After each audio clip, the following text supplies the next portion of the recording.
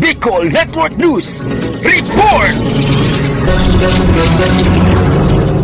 Mahigit 1.5 million pesos na halaga ng droga ang nasamsan ng Police Regional Office 5 sa loob ng isang linggong operasyon. Batay sa ulat na inilabas ni Police Brigadier General Andre Perez Dizon, Regional Director ng Police Regional Office 5 ngayong umaga ng Lunes, umabot sa 228.5 na gramo ng shabu at 50 gramo ng pinatuyong marijuana ang nasabat at nakumpiska sa mga operasyon sa iba't ibang bahagi ng Kabikulan na may kabo ang 1,556,526 pesos. Kaugnay nito, sa loob ng 19 na operasyon, may 23 mga individual ang naaresto ng mga otoridad simula Hunyo 8 hanggang 14 taong kasalukuyan. Samantala, pinuri naman ni Regional Director Police Brigadier General Dizon ang Law Enforcement Unit sa kanilang pagsisikap na ipatupad ang kampanya kontra illegal na droga sa Riyong Bicol. Sa kabilang dako, nagbabala din ang opisyal sa mga patuloy pang gumagamit ng ipinagbabawal na gamot na hindi nila ito sasantuhin o may kaparusahan ang kanilang